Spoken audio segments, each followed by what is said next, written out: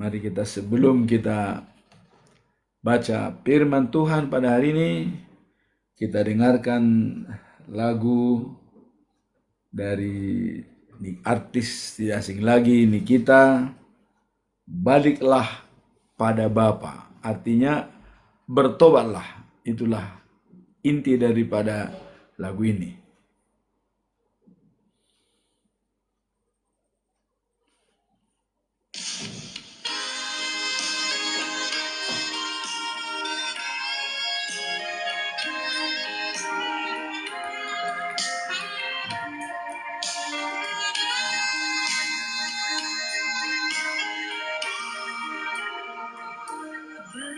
Bertobatlah dan balik pada Bapa. Dia tunggu kau dengan kesetiaannya. Tuhan siap mengampuni dosamu. Oh, baliklah pada Bapa. Oh, baliklah pada Bapa. Jangan lambat, hai sobatku. Tuhan tunggu kepadamu. Oh, baliklah pada Bapa.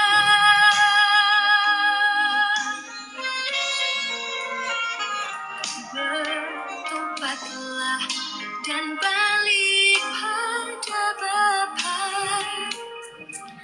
Dia tunggu kau dengan kesetiaannya.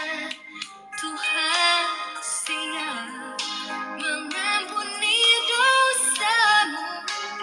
Oh, baliklah pada Bapa. Oh, baliklah pada Bapa. Jangan lambat, hai sobatku. Tuhan tunggu kepadamu. Oh, baliklah pada Bapa.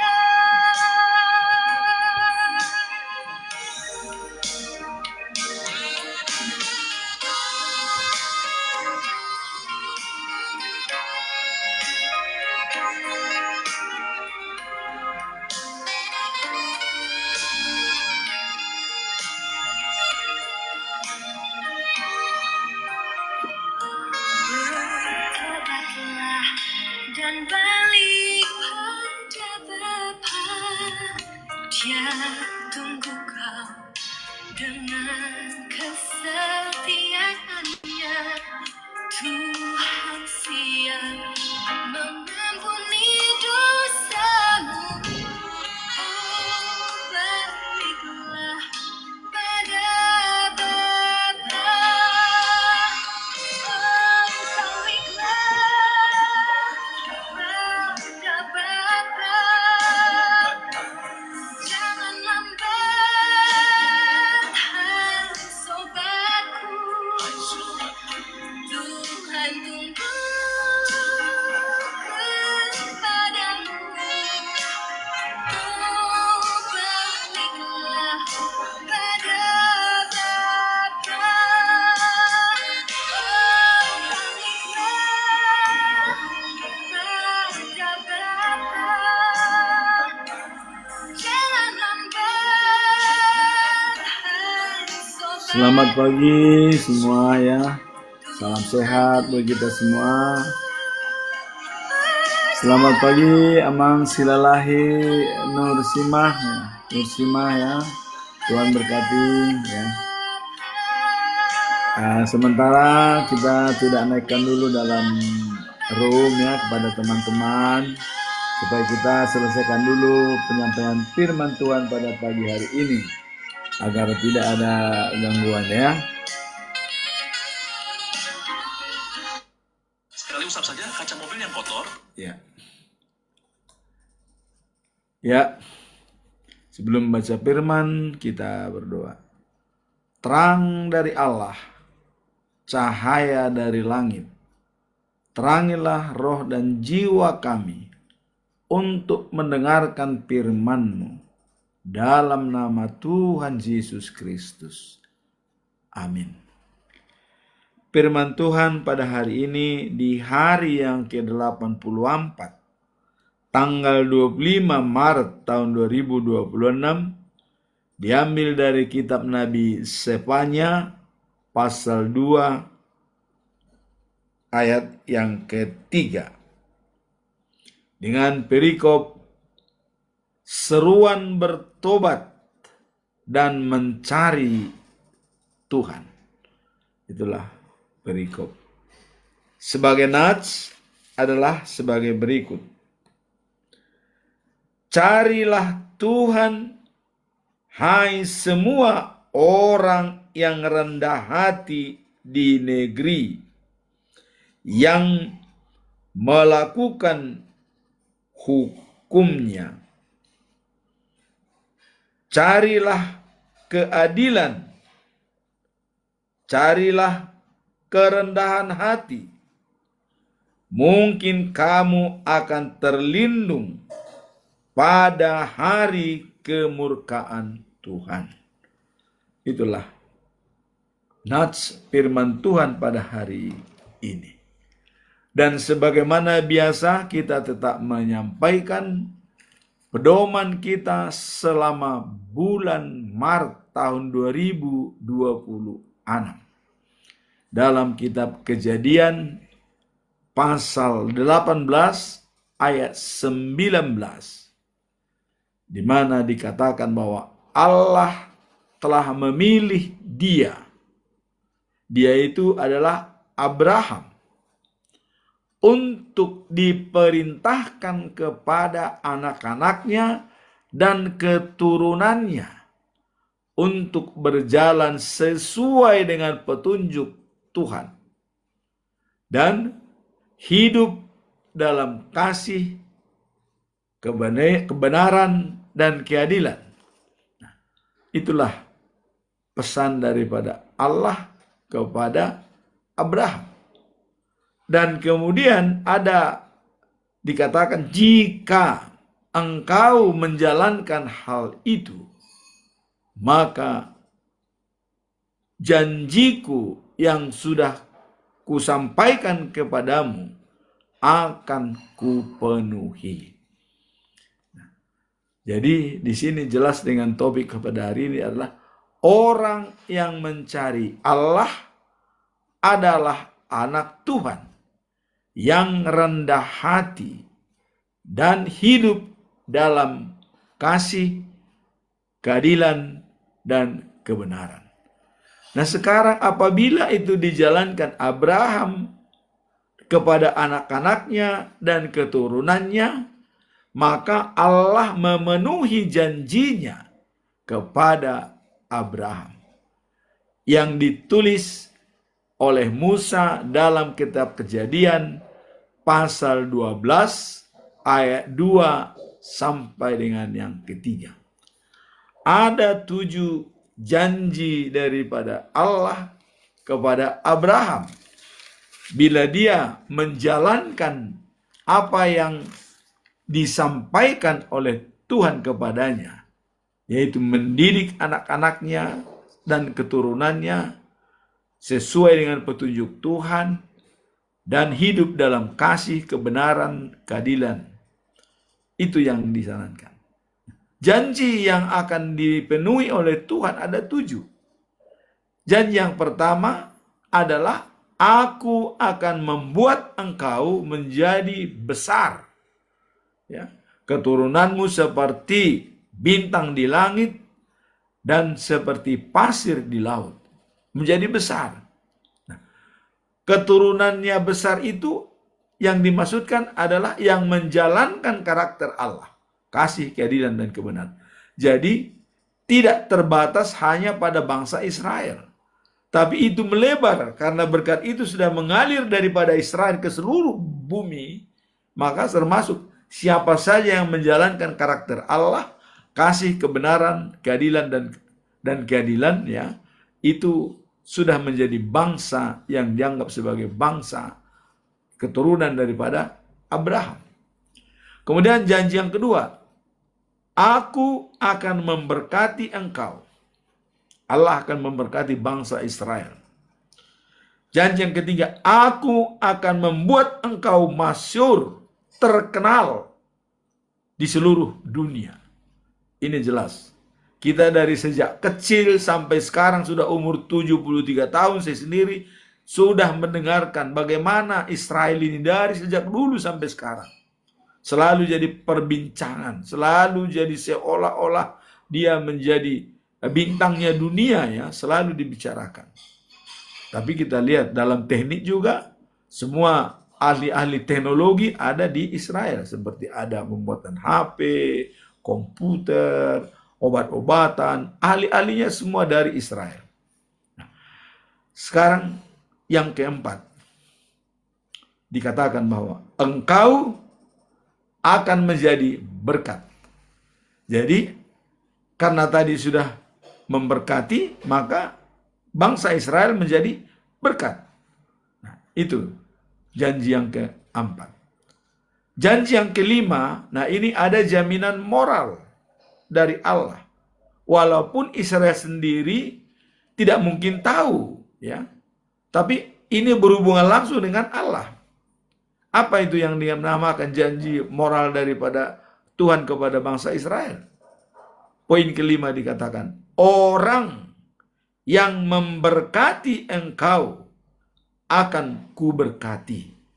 Apakah berlaku ini dari dulu sampai sekarang? Berlaku. Kalau kita memberkati Israel, bukan Israel yang membalas kepada kita, tapi langsung dari Tuhan, ya. Jadi kalau kita membicarakan Israel adalah membicarakan masalah dengan Tuhan. Karena dikatakan, orang yang memberkati engkau akan kuberkati. Dan ini suatu kepastian. Ini bukan karangan Jupiter atau katanya, tidak. Dalam Alkitab, Kejadian pasal 12 ayat 2 sampai dengan 3. Itu dikatakan. Orang yang memberkati engkau akan kuberkati. Kemudian poin yang keenam. Orang yang mengutuk engkau akan kukutuk. Wah, ini bukan main, ya. Jadi mengutuk saja sudah dikutuk Tuhan, apalagi memerangi. Jelas. Jadi setiap ada permasalahan yang menyangkut bangsa Israel berhadapan dengan Tuhan, karena dia bangsa pilihan. Maka saya anjurkan juga kepada semua, belajarlah kita dari Alkitab, khususnya umat Kristen, ya, di seluruh dunia. Belajar dari Alkitab ini. Jangan sampai pernah kita mengutuk Israel, karena hubungannya dengan Tuhan. Karena apapun yang dilakukan, ya termasuk waktu dia juga membunuh Yesus, ya memang itu adalah, kalau orang mengatakan ada kuasa iblis. Ya karena ada juga orang-orang Yahudi itu dikuasai oleh iblis. Tidak sadar siapa Yesus, ya makanya mereka membunuhnya. Nah, tapi bukan dasar itu menjadi kita membenci, bukan, karena mereka pilihan. Karena kita lihat dalam peristiwa-peristiwa besar, dibuang 70 tahun di Babel, dia tetap eksis, ya. 40 tahun di gurun pasir, ya. Dari mana listriknya di gurun pasir? Dari mana makanannya, coba? Tapi jelas di sana. Allah sudah menyampaikan sebagai siang hari dia sebagai tiang awan melindungi mereka. Dan malam hari dia sebagai tiang api. Jadi kalau mereka berjalan malam selalu terang. Memang belum ada listrik, ya. Nah, itulah karena bangsa pilihan itu ya seperti itu. Jadi orang yang mengutuk engkau akan kukutuk. Ini jelas, ya. Jadi hati-hati kalau kita sampai mengutuk bangsa Israel. Lebih baik udah kita berdoa saja, ya. Dan kita serahkan kepada Tuhan. Karena Tuhanlah yang akan melihat jiwa daripada seseorang. Nah, kemudian poin yang ke-7, ya, bahwa karena bangsa Israel sudah menjadi berkat, maka Allah mengatakan, ya, semua bangsa di dunia ini akan mendapatkan berkat melalui engkau. Jadi melalui engkau mereka. Kenapa melalui Israel bangsa di dunia mendapatkan berkat? Ya karena kabar baik itu adalah dari Yerusalem. Maka Yerusalem itu merupakan pusat kota menjadi kota suci daripada seluruh bangsa di dunia, termasuk teman-teman muslim, ya kan? Karena dari Yerusalem lah kabar baik itu tersebar ke seluruh dunia, sampai ke tanah Batak, sampai ke tanah Jawa, sampai kemana-mana dari Yerusalem, ya. Maka ada lagu, oh Yerusalem, hatiku rindu padamu, ya. Orang semua bernyanyikan itu. Nah, karena diberkati bangsa Israel, ya, maka dari mereka lah berkat itu mengalir ke seluruh dunia dari Yerusalem. Nah, ini pernyataan statement daripada Allah, ya. Ini Allah sendiri yang menyatakan, bukan kita, bukan. Nah, jadi pedoman kita selama bulan Maret, mengapa ini difokuskan bangsa Israel? Ya memang kelihatannya saat ini juga perang Israel, Iran, Amerika. Bukan kebetulan.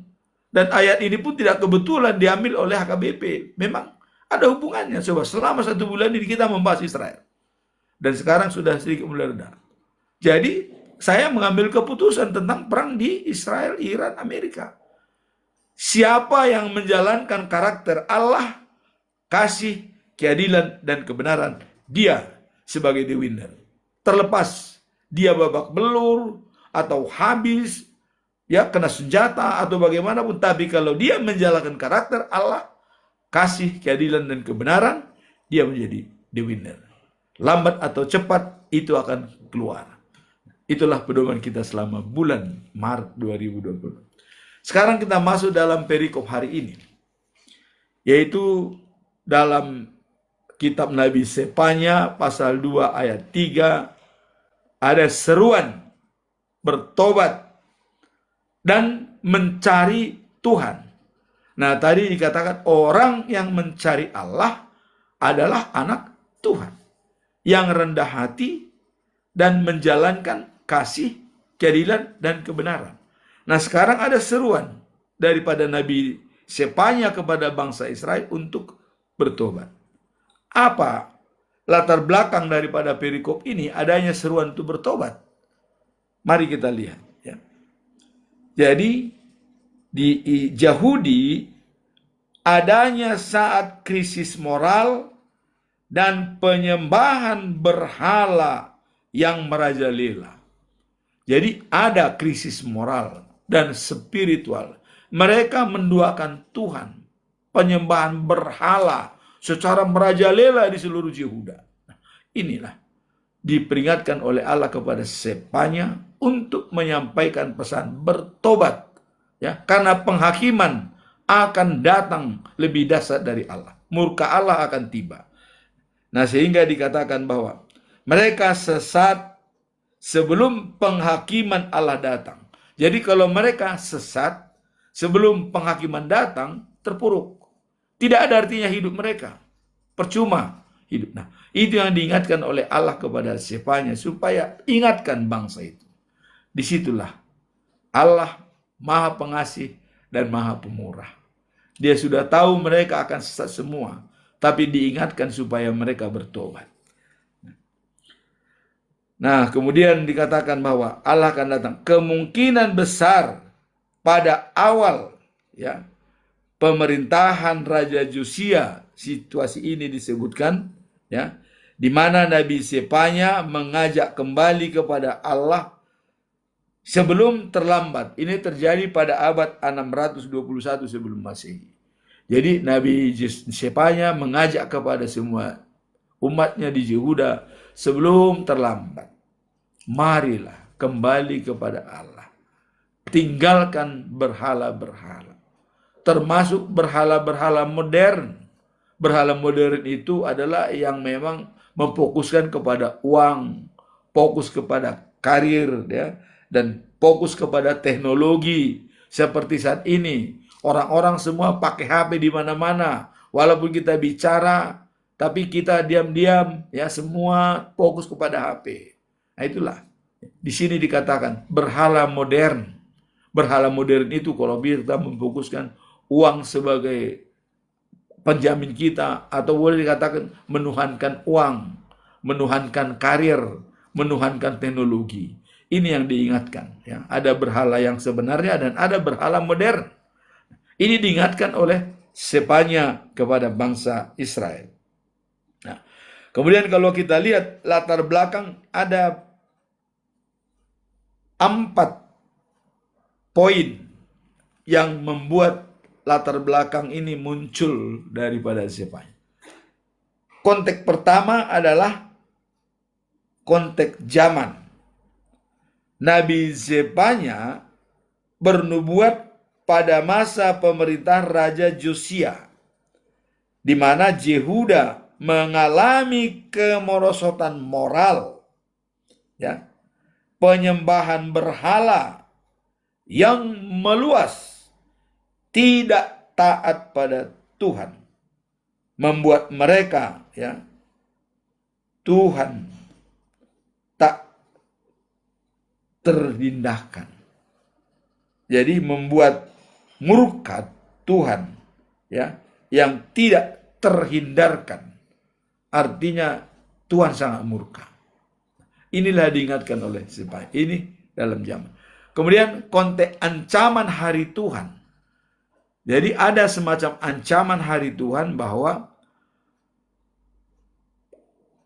pasal yang menyebarkan hari penghakiman yang dahsyat atas dosa-dosa Yehuda dan Yerusalem. Ya, Sepanya pasal 2 ayat 1 sampai dengan 3 itu dikatakan. Jadi benar-benar, ya, bahwa Allah akan menghancurkan orang-orang yang tidak taat kepada Tuhan. Nah, kemudian poin yang ketiga dikatakan adalah panggilan kepada orang yang rendah hati, ya, dan bertobat.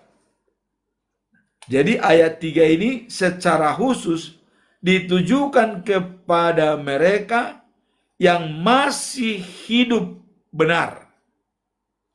Orang-orang yang rendah hati di bumi, agar tidak ikut binasa dalam penghakiman tersebut. Jadi ini diingatkan orang-orang, karena orang-orang itu ada yang memang tidak bisa dibina, ada yang rendah hati, dan ada yang benar. Nah, ini diingatkan oleh Sepanya. Karena pada saat di Gunung Sinai juga Allah murka, ya kan? Waktu menyembah berhala, Harun, berapa orang yang mati? Coba kita lihat. Ada 3.000 orang yang meninggal di Gunung Sinai, dibunuh oleh Allah. Dan saudaranya sendiri yang membunuh. Apakah itu adiknya, apa ibunya, apa kakaknya, di sana tidak ada peduli. Pokoknya yang tidak menyembah Allah dibunuh. Yang menyembah Allah membunuh. Jadi karena itu perintah Tuhan. Semua dibunuh yang tidak menyembah Allah. Apakah itu pamannya, apakah kakeknya, apa saudaranya, tidak peduli. Maka pada saat itu 3.000 orang meninggal di Gunung Sinai, ya. Inilah, dan diulangi kembali di sini, diingatkan oleh Allah kepada Sepanya. Orang yang benar dan rendah hati, tolong ingatkan mereka sebelum terlambat. Inilah kata Tuhan. Nah, kemudian poin yang keempat dikatakan adalah seruan tindakan dalam kurung bertobat. Nah, ini seruannya. Jadi diserukan kepada sebelum terlambat, Anda harus bertobat. Sebelum penghakiman datang. Jadi umat, ya, diperintahkan untuk mencari hal sebagai berikut. Jadi ada 3 hal yang harus dijalankan oleh umat untuk bertobat pada waktu itu. Yang pertama adalah adanya kebenaran atau ketaatan di dalam jemaat. Nah, kemudian kerendahan hati, artinya mengakui ketidakberdayaannya. Kedaulatan Tuhan harus diakui, mengakui ketidakberdayaan, adanya kerendahan. Kemudian yang ketiga adalah komitmen kepada Tuhan. Jadi harus benar-benar dijalankan konsekuen komitmen. Inilah seruan bertobat yang disampaikan oleh Nabi Sepanya kepada bangsa Yehuda pada saat, ya, mereka hendak sebelum kejatuhan Yerusalem, dijajah oleh Babel ya. Jadi pada tahun 621. Karena habis itu baru kehancuran Yerusalem, tembok-temboknya dan semua. Dan inilah akibat daripada dosa-dosa daripada bangsa Israel. Bangsa yang lain dipakai oleh Allah untuk membinasakan bangsa pilihannya sendiri. Kenapa? Karena tidak bertobat, menyembah berhala. Ya kita tahu, bangsa Babel dipimpin Nebukadnezar, yaitu sekarang ini kan Iran itu dipakai Tuhan untuk membinasakan bangsa Israel yang berdosa. Ya. Malah diangkut mereka ke Babel ya. Setelah kejadian itu, jadi ada warning dari Allah untuk mengingatkan bangsa Israel supaya tidak jatuh dalam murka Allah. Tapi mereka tidak mengindahkan. Bahkan raja terakhir daripada bangsa Israel, yaitu Sepanya, Yeremia sudah mengingatkan. Sepanya, menyerahlah sama Babel. Ya, menyerahlah sama Babel. Kamu tidak kuat melawan dia. Supaya kamu hidup, keluargamu, dan juga perwira-perwiramu.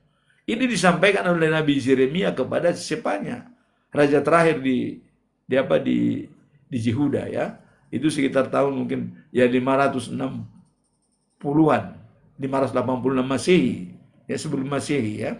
Nah, diingatkan. Tapi Sepanya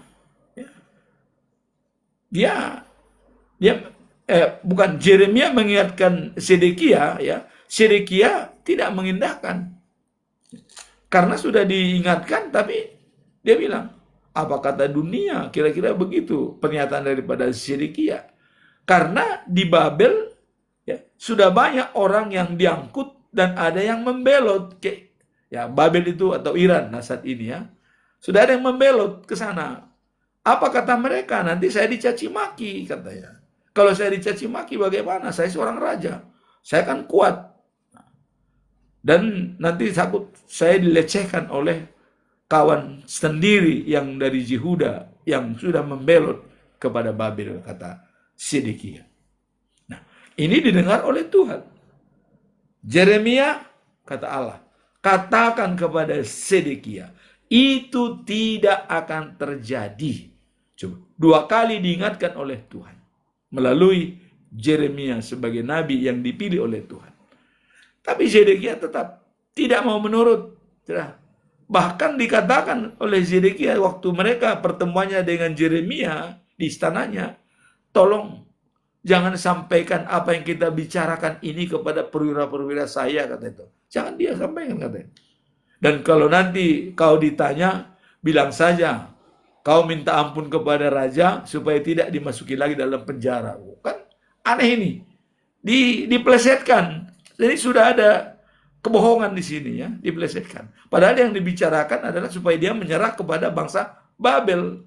Tapi dikatakan pembicaraan kita adalah permintaanmu, minta ampun supaya tidak dijebloskan pada penjara. Ya Yeremia menyampaikan seperti itu. Sebab kalau itu tidak sampaikan seperti itu, dia juga terancam nyawanya. Ya. Nah, jadi ya setelah itu Sedekia tetap bertahan, Yeremia pulang ya, keluar, ditanya oleh perwira-perwiranya, apa yang kalian bicarakan? Ya dia hanya membicarakan apa yang disampaikan Sedekia.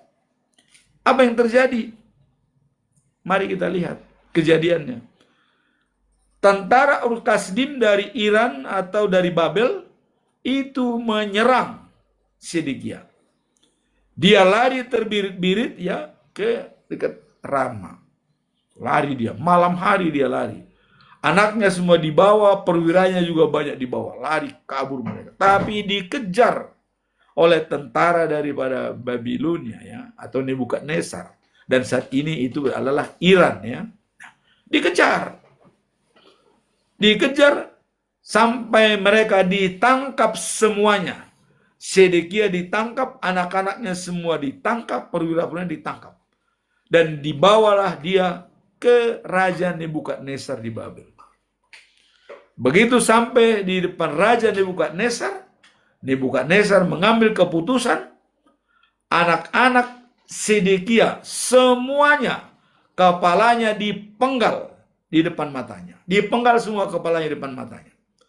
Nah kemudian setelah itu perwira-perwiranya semua dipenggal di depan mata Zedekia. Itulah orang yang tidak menerima pesan Tuhan. Hukumannya berat. Sangat berat.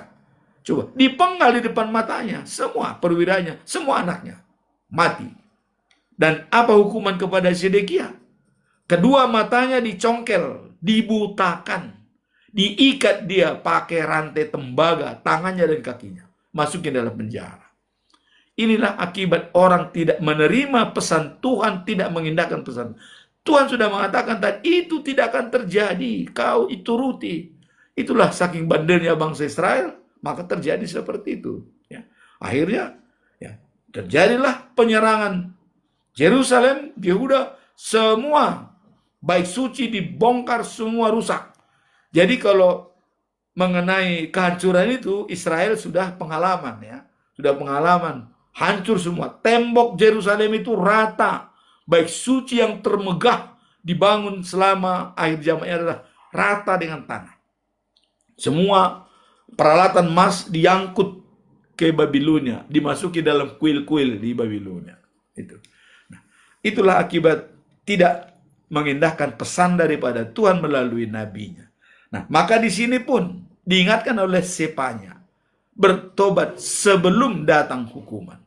Jadi ini memang hukuman ini memang sebelum Yerusalem jatuh ini, mengingatkan Yerusalem, ya, karena ini tahun 621, ada 100 tahun lagi, ya, atau 50 tahun lagi sebelum Yerusalem jatuh ke tangan Babel. Sudah diingatkan akan habis semua, dan itu terbukti. Temboknya rata, baik suci habis semua, dibunuh banyak, ya, diangkut orang-orangnya menjadi budak di Babilonia. Nah kemudian kita melihat di sini apa sebenarnya tujuan daripada perikop ini. Adanya pesan daripada Allah kepada Sepanya, kepada Yehuda supaya bertobat mereka. Tujuan utamanya ayat ini adalah memberikan harapan bagi mereka yang bertobat agar mendapatkan kasih karunia dan perlindungan dari murka Allah yang adil. Jadi dengan adanya seruan bertobat ini adalah untuk mendapatkan perlindungan dari murka Allah. Mereka tidak akan kena murka Allah. Itu tujuan utamanya. Supaya mereka tetap setia kepada Tuhan dan mengandalkan Tuhan. Jadi tujuan utamanya adalah dia mengandalkan Tuhan dalam segala tindakan. Jadi mengenai secara ringkas dikatakan adalah panggilan untuk bertindak cepat mencari Allah sebelum hari penghakiman tiba sebagai satu-satunya cara untuk menemukan keselamatan dan perkenaan Tuhan. Itu. Jadi sebelum terjadi murka Allah, bertobat biar Allah berkenan kepada kita. Ini bisa kita bayangkan dalam kehidupan sehari-hari. Buat kita saat ini adalah penghakiman nanti. Kedatangan kedua kali Yesus. Kalau kedatangan pertama adalah memberitakan kabar baik untuk menyelamatkan manusia. Dan kedatangan kedua kali adalah penghakiman. Di mana penduduk surga, penduduk bumi, dan penduduk yang sudah berada di bawah tanah bersatu semua untuk diadili oleh Yesus sendiri, ya. Karena di situ hanya ada satu Tuhan untuk mengadili semua manusia. Jadi kalau orang mengatakan ada Tritunggal, di sana tidak ada lagi yang namanya Tritunggal, hanya satu Tuhan. Dialah yang mengadili semua bangsa yang ada di dunia ini. Itulah hari penghakiman terakhir. Jadi kalau tadi memang penghakimannya murkanya menuju kepada Yerusalem yang hancur bangsa Israel. Dan kalau penghakiman yang sebenarnya adalah kedatangan Yesus yang kedua kali. Nah maka dikatakan dalam Wahyu pasal 3 ayat 10, menuruti firman Tuhan, menjalankan karakter Allah, kasih, keadilan, dan kebenaran, dan setia sampai akhir zaman, maka mahkota kehidupan yang kekal dan abadi menjadi milik kita. Jadi, mumpung kesempatan kita di dunia ini, mari kita bertobat dan memuji dan memuliakan Tuhan. Itulah tujuan utama daripada perikop ini, supaya kita dapat pengampunan sebelum datang hari penghakiman.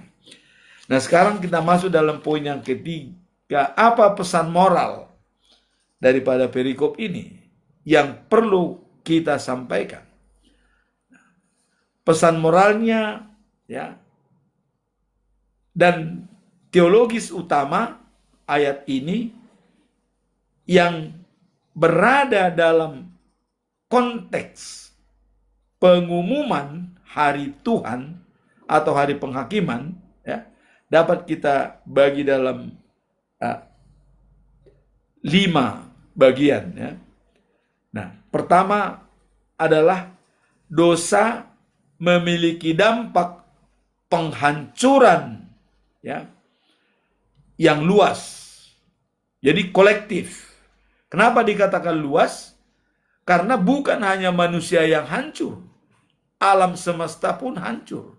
Bahkan dikatakan binatang, ikan, dan burung-burung juga hancur. Jadi akibat dosa itu memiliki dampak penghancuran yang sangat luas, ya.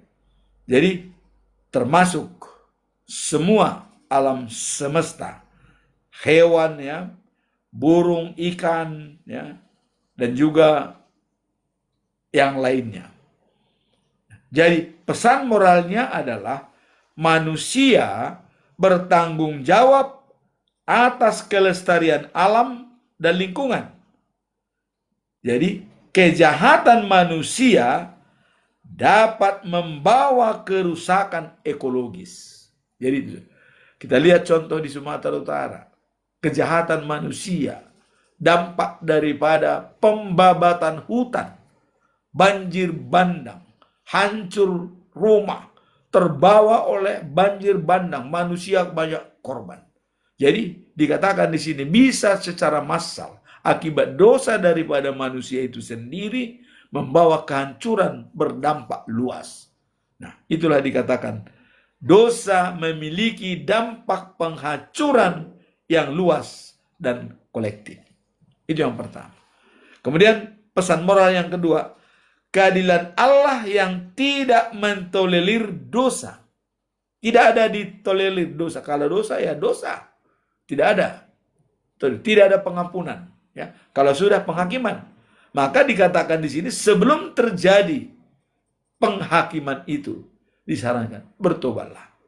Maka dalam Hesekiel pasal 33 ayat 11 Allah sudah mengatakan, bertobatlah hai Israel. Mengapa kamu harus mati? Artinya jangan mati dalam kejahatan. Allah mengatakan, aku tidak senang kematian orang jahat, melainkan pertobatan supaya ia hidup selamanya. Nah, itu. Jadi sudah diingatkan oleh Tuhan berkali-kali masalah pertobatan ini. Jadi poin kedua ini adalah merupakan kejahatan, ya, ketidaktaatan dan penyembahan berhala berlarut-larut, ya. Murka Allah dalam ayat ini adalah respon terhadap pemberontakan dan ketidaktaatan manusia. Jadi itu jelas. Keadilan Allah, ya, tidak mentolerir. Dia adil dalam segalanya. Apa yang sudah diperbuat itu pasti akan diterima secara konsekuen dan murni. Maka sebelum terjadi, Allah mengingatkan. Kemudian poin yang ketiga, hukuman atas penyembahan berhala. Nah, dalam ayat 4 sampai 5 dikatakan bahwa, ya, menyembah berhala baik literal maupun simbolis, ya. Contoh seperti uang, kesombongan, ya, tidak acuh pada firman Tuhan, Ini adalah peringatan untuk menyembah Tuhan secara eksklusif dan tidak mencampur adukan iman dengan praktik duniawi. Jadi harus dipisahkan praktik duniawi dengan iman. Ya, memang dalam Roma pasal 12 ayat 2 dikatakan, jangan serupa dengan dunia, tapi berubahlah dengan pembaharuan budimu yang sesuai dengan kehendak Allah. Ya. Dan jadilah manusia sempurna, menyenangkan hati Allah. Itu yang dituntut dalam hal ini. Jadi dikatakan di sini bahwa adalah secara eksklusif, ya, menyembah Tuhan. Jelas, tidak tanggung-tanggung, dan bisa dilihat oleh orang kebaikan-kebaikan kita dalam beribadah dengan Tuhan. Nah, kemudian poin yang keempat dikatakan adalah pentingnya pertobatan sebelum terlambat. Jadi pesan moralnya adalah agar manusia, ya, merendahkan diri dan berbalik dari perilaku fasik sebelum penghakiman. Jadi disinilah pesan moralnya dikatakan berbalik sebelum penghakiman datang. Artinya merendahkan diri, selalu tunduk kepada Tuhan, taat dan setia secara konsekuen dan murni, tulus dengan hati. Itulah dikatakan pentingnya pertobatan sebelum terlambat. Artinya kalau kita masih diberi kesempatan hidup, belum terlambat. Tapi kalau kita sudah mati tidak bertobat, itu namanya sudah selesai. Nah, sudah selesai. Pada saat kesempatan inilah dikatakan pentingnya bertobat sebelum terlambat. Kemudian poin yang kelima dikatakan kedaulatan Tuhan atas seluruh ciptaan Tuhan, memiliki otoritas mutlak atas segala sesuatu di bumi, baik manusia maupun makhluk hidup lainnya. Jadi manusia diingatkan untuk hidup dalam rasa takut dan hormat kepada Tuhan. Secara ringkas dari pesan moral ini adalah kita lihat mengajak pembaca, kita sebagai pembaca, untuk menjauhi dosa dan hidup dalam kekudusan dan mengandalkan Allah, karena Allah, ya, memandang, ya, dosa adalah ketidaksetiaan kepada Tuhan. Jadi sudah diputuskan, dosa itu adalah Allah melihat ketidaksetiaan, maka harus diselesaikan dengan pertobatan. Itulah pesan moral daripada perikop ini. Nah, kemudian bagaimana penerapannya dalam kehidupan sehari-hari?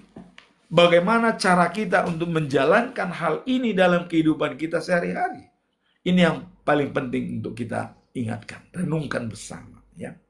Nah, dalam konteks hidup modern, nah, ini ada dalam hidup modern, berfokus pada kesadaran dan keadilan Allah, ya,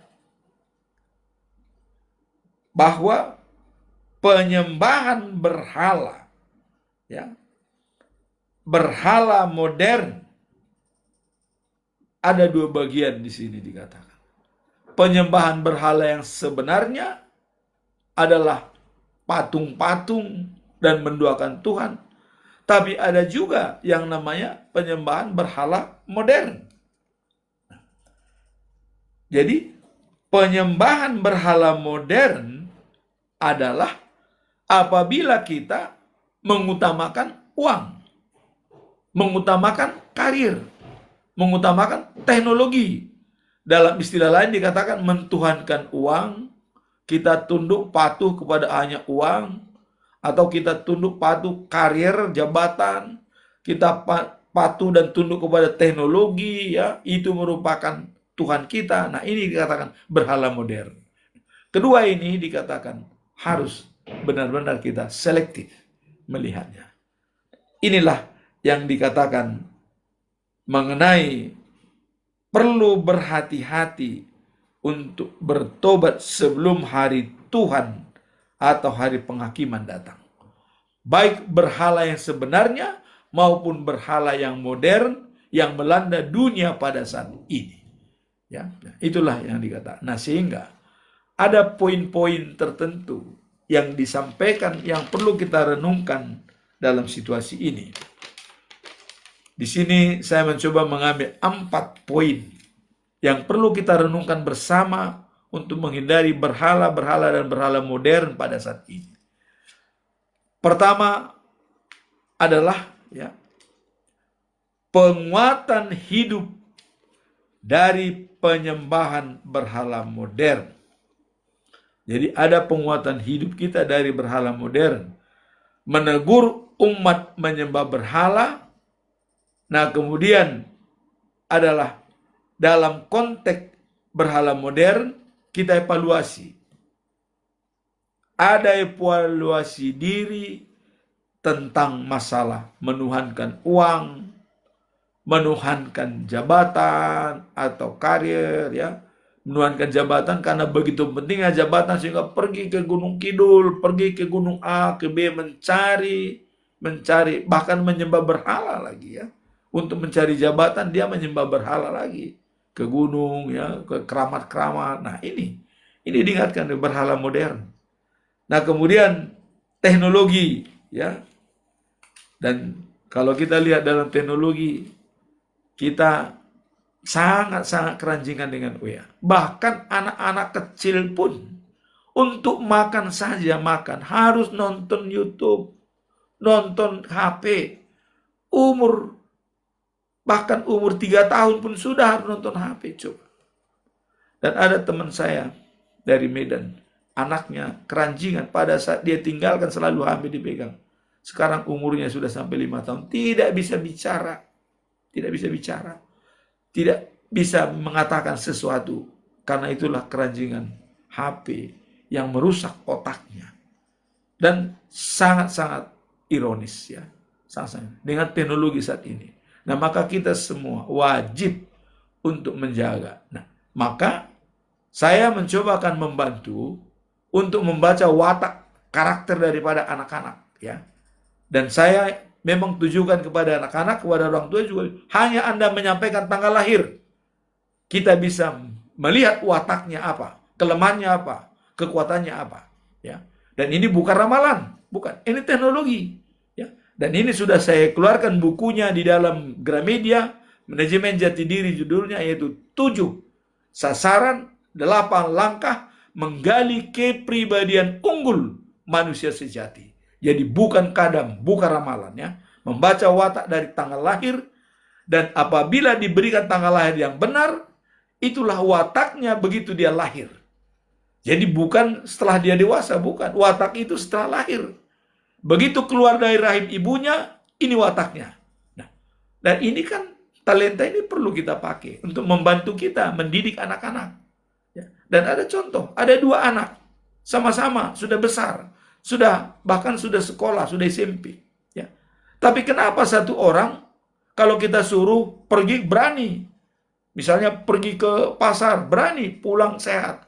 Tapi yang 2 kita suruh takut, nggak mau.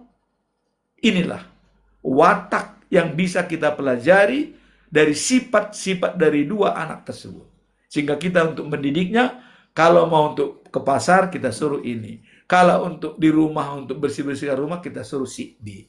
Jadi jangan kita samaratakan anak-anak kita semua, jangan. Ada sifat dan karakter mereka yang minded pada dirinya. Dan itu bisa dirubah, dan itu bisa menjadi kekuatan. Dirubahnya adalah dengan firman Tuhan, Dengan membaca firman Tuhan, itu bisa merubah kelemahan-kelemahannya menjadi kekuatan berdasarkan firman Tuhan. Karena firman Tuhan sudah, karakter Allah adalah kasih, keadilan, dan kebenaran. Jadi karakter daripada manusia kita benarkan dengan karakter Allah. Itulah cara kita untuk membantu melihat tanggal lahir daripada semua teman-teman. Dan itu yang kita buka Ya, pada saat kita buka Rum, kita buka membaca watak dan karakter. Nah, kemudian poin yang kedua adalah bertobat sebelum hari Tuhan datang. Nah, ayat ini memperingatkan akan datangnya hari penghakiman di mana kejahatan akan dimusnahkan. Nah, jadi pada hari Tuhan datang, kejahatan akan dimusnahkan.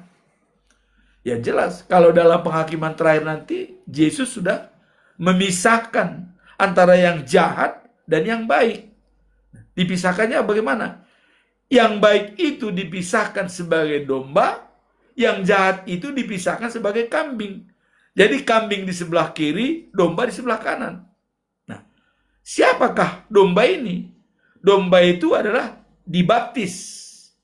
Itu syarat untuk penghakiman daripada Tuhan. Untuk memisahkan manusia nanti, yang pertama dilihat dibaptis apa tidak. Kalau dia dibaptis, masuk. Masuk dia di sebelah kiri kalau tidak dibaptis. Jadi yang tidak dibaptis langsung masuk sebelah kiri tanpa penghakiman. Tidak ada penghakiman. Langsung dibuang ke neraka. Yang di sebelah kanan, itulah yang dihakimi. Ya, karena dia sudah dibaptis, tapi setia nggak dia sampai akhir zaman. Bercacat tidak dalam hidupnya. Itu yang dihakimi Allah. Jadi, kepada teman-teman semua, terutama saya suka umat Kristiani. Bagi umat lain saya tidak menyampaikannya.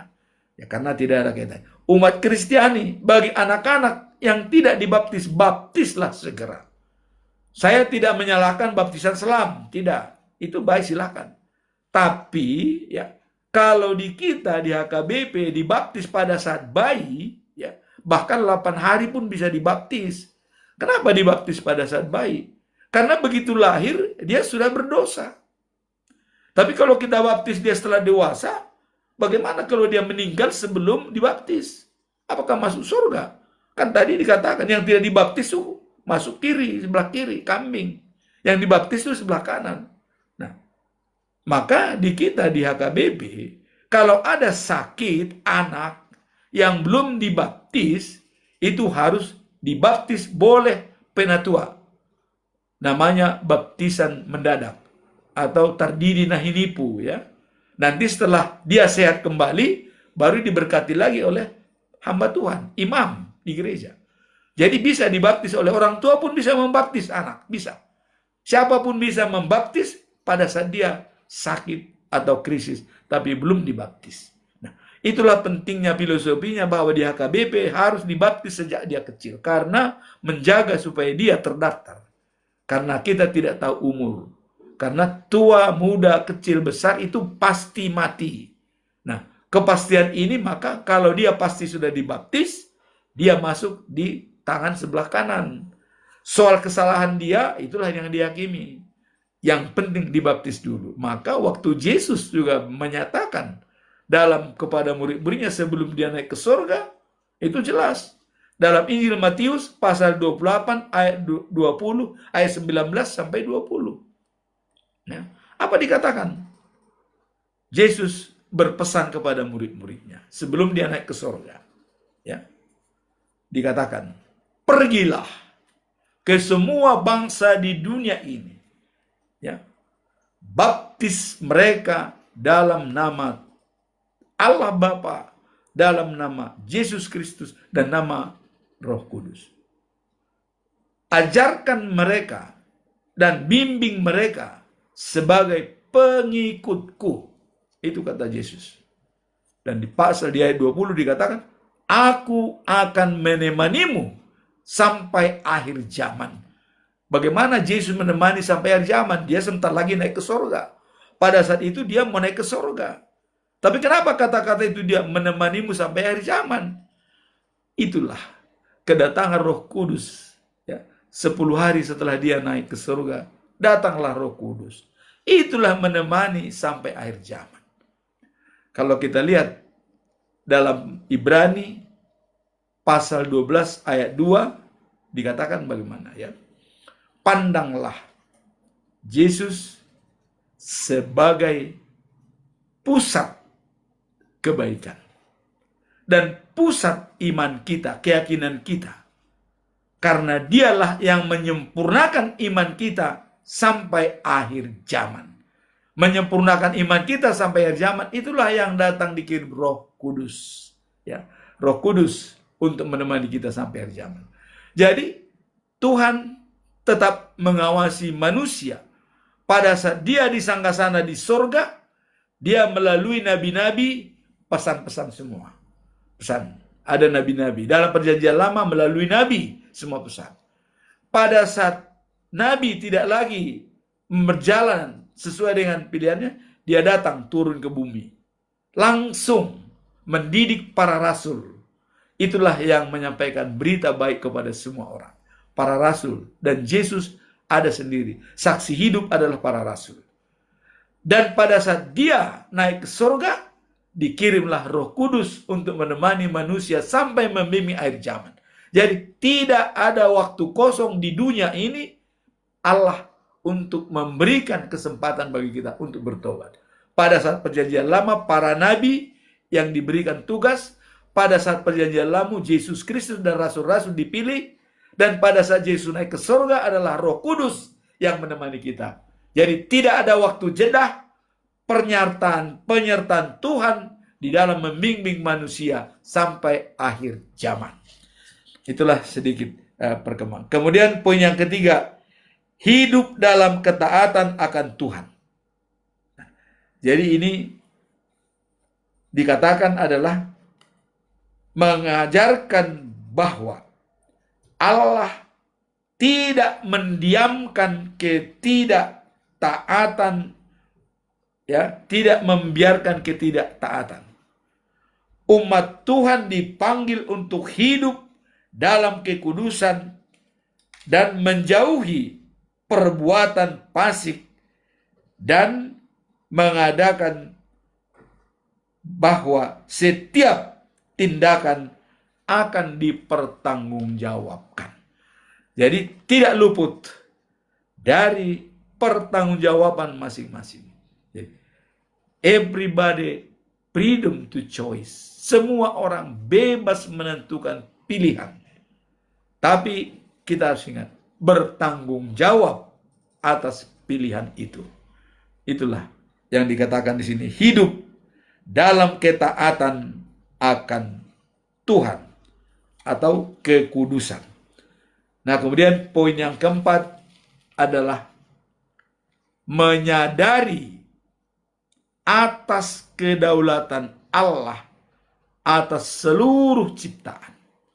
Jadi kita harus sadar bahwa kedaulatan Tuhan dan otoritasnya lah atas semua ciptaan. Nah, maka kalau kita mau lurus jalan kita, ya, sudah diingatkan oleh Amsal pasal 3 ayat 5 sampai dengan 6. Bagaimana supaya jalan kita lurus? Ya, dikatakan, percayalah kepada Tuhan. Percaya kepada Tuhan. Kemudian, ya, dikatakan, jangan mengandalkan pikiranmu. Sekarang ini apologet banyak mengandalkan pikirannya. Dikatakan Yesus itu bukan Tuhan. Dia masa nenek, dia dari Maria. Wah, macam-macam itu. Pakai kancut katanya. Banyak. Tapi kita respon dengan baik. Silakan. Itu pengetahuannya, silakan. Bagi kita tidak. Jangan kita berdebat dengan mereka. Jangan. Biarkan. Biarkan mereka apapun dikatakan, silakan. Semua orang bebas untuk memilih dan berbicara. Tapi ingat, bertanggung jawab atas apa yang dikatakan. Karena ya, seperti tadi, orang yang mengutuk kau akan kukutuk, kata Tuhan. Kata Tuhan jelas. Pada manusia saja itu dilindungi oleh Tuhan, apalagi dalam firman-Nya, ya, pasti dilindungi karena firman itu adalah diilhami oleh Allah, ya, dalam firman Tuhan diilhami oleh Allah untuk menegur kesalahan, untuk memperbaiki kesalahan, dan untuk mencarikan solusi. Jadi diilhami oleh Allah. Firman itu, Alkitab itu diilhami. Jangan dikatakan, wah, Alkitab Indonesia, Allah itu adalah Arab. Jangan. Bahkan ada ikut-ikutan. Dari kita sendiri, umat kita sendiri mengatakan. Kalau dikatakan Allah dalam firman itu, kalau kita menuju itu Bapa di sorga, clear. Ya. Clear. Jangan membanding-bandingkan, oh ini Allahnya teman-teman muslim karena Allah itu kata-kata daripada Allah, ya kan? Jangan. Kita tidak tergoda untuk itu. Kalau Allah itu menuju kepada Bapa di sorga, ya, YHWH, Opu mula jadi Nabolon, Debata, Jehovah, sudah clear. Tidak perlu kita perdebatkan, ya. Hanya Tuhan yang tahu. Nah itu saran saya kepada teman-teman apologet yang memperdebatkan masalah Allah, Tuhan, dan Yesus, dan juga Roh Kudus, ya. Nah, sekarang dikatakan adalah menyadari kedaulatan Tuhan Allah. Jadi tadi dikatakan dalam Amsal pasal 3 ayat 5 sampai dengan 6, percayalah kepada Tuhan. Ya, percaya. Kemudian jangan mengandalkan pikiranmu. Dan ketiga adalah akui kedaulatan Tuhan. Tuhan berdaulat atas segala bangsa di bumi ini karena Dia yang menciptakan. Akui kedaulatannya. Jalan hidupmu akan lurus. Jadi kita hanya 3 yang kita jalankan, jalan kita lurus. Ya, kalau teman-teman di Sirotol Mustaqim katanya, kalau jalan kita lurus, ada 3 syarat. Percaya kepada Tuhan, jangan mengandalkan pikiran, dan mengakui kedaulatan Tuhan. Dialah segalanya. Udah, jalan kita pasti lurus. Kemanapun kita tidak ada hambatan. Ya, seperti jalan tol, ya. Lurus terus, tidak ada hambatan, tidak bengkok-bengkok. Nah, itu syaratnya. Amsal pasal 3 ayat 5 sampai dengan 6. Nah, kebetulan ini juga khotbah daripada Pue Porus pada awal tahun, ya. Kita dengar itu. Kita ingat itu khotbahnya itu. Dan untuk jalan kita lurus, harus percaya kepada Tuhan, jangan mengandalkan pikiran, dan mengakui kedaulatan Tuhan. Semua akan lurus. Nah, kemudian kita lihat di sini penghakiman Allah total, ya, dan berdaulat.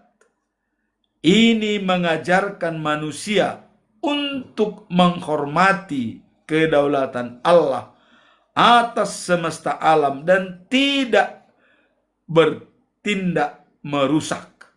Termasuk ini ekologis, ya. Jadi total. Jadi jangan sampai kita merusak lingkungan seperti pernah di TPL, ya. Tapi itu sudah berakhir, ya, terima kasih. Ya. Itulah dikatakan total. Tidak hanya manusia, alam pun harus kita jaga. Itulah kedaulatan Tuhan yang mutlak dan memang harus dijalankan dengan baik. Dan kita sebagai penjaga kedaulatan itu adalah memang menjadi taat dan setia kepadanya. Nah, kemudian secara ringkas kita lihat dari ayat kitab Sefanya pasal 2 ayat 3 ini. Secara ringkas kita lihat adalah bahwa, ya, Sefanya atau penerapan Sefanya pasal 1 ayat 3 ini dikatakan bahwa Allah, ya, panggilan untuk bertobat dan mengajarkan penyembahan berhala, menyingkirkan penyembahan berhala dan berhala modern, uang, karir, dan teknologi, dan hidup takut akan Tuhan Allah. Itulah penerapan daripada perikop ini. Menghindari dan menyingkirkan penyembahan berhala yang sesungguhnya dan berhala modern pada saat ini, untuk kita tetap takut dan hidup di jalan Tuhan, menjalankan karakter Allah, kasih, keadilan, dan kebenaran. Nah, kemudian kalau kita melihat untuk menguatkan iman kita dalam Mazmur pasal 46 ayat 2 dikatakan begini, Allah itu bagi kita tempat perlindungan dan kekuatan. Jadi tempat perlindungan dan kekuatan sebagai penolong dalam kesesakan sangat terbukti. Ini sudah terjadi pada raja-raja dulu, terutama Daud, ya. Penolong dalam kesesakan. Coba kita lihat, Raja Daud sudah dikejar-kejar Raja Saul, sampai dia sembunyi di gua, tapi dia tetap luput dari percobaan itu. Dan anak kandung sendiri mau mengkudeta dia, Absalom, tapi dia tetap eksis. Kenapa? Karena Raja Daud sudah termasuk orang yang sangat dipilih Tuhan sebagai hamba yang terbaik. Karena Daud sendiri sudah menyatakan dalam pernyataannya dalam Mazmur pasal 23 ayat 6, kebajikan dan kemurahan melulu mengikuti aku seumur hidup. Aku berada di rumah Tuhan sepanjang masa. Jadi dirinya itu sudah dianggap rumah Tuhan. Nah, kalau sudah rumah Tuhan, maka dia tidak mau berbuat yang tidak-tidak. Maka ada pernyataan Raja Daud, saya tidak mau membunuh orang raja yang diurapi oleh Tuhan. Makanya dia tidak mau membunuh Saul, Raja Saul, walaupun dia hendak dibunuh. Dia tidak mau, karena dia diurapi Tuhan, karena berhubungan dengan Tuhan. Nah, kemudian dalam Mazmur 23, Tuhan adalah gembalaku, aku tidak kekurangan apapun. Nah, ini untuk menguatkan pedoman kita dalam kehidupan sehari-hari. Tuhanlah gembala kita. Kita tak akan kekurangan. Nah, kemudian ada juga penguatan khusus dalam Mazmur pasal 119 ayat 105. Apa dikatakan? Firman-Mu itu pelita bagi kakiku dan terang bagi jalanku. Jadi sudah jelas firman-Mu itu pelita bagi kakiku dan terang bagi jalanku. Itulah yang menjadi pedoman kita dalam meresapi renungan untuk bertobat dan kembali kepada Tuhan.